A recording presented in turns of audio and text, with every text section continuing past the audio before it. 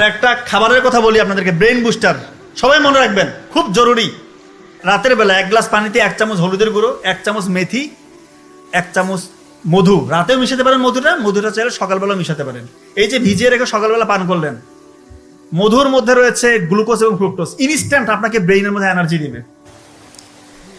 এবং এটা এমন একটা অ্যান্টিঅক্সিডেন্ট যার মধ্যে রয়েছে ফ্লাভোনয়েড এবং ফেনোলিক অ্যাসিড, যেটা কিনা আমাদের ব্রেইনটাকে সে প্রতিনিয়ত শক্তি জায়গায়, ব্রেইনের যে নার্ভগুলো আছে তার ইন্ডাকশন পাওয়ার বাড়ায়। কথা কি বুঝতে পারতেছেন? ব্রেইনের কর্মক্ষমতা বাড়বে।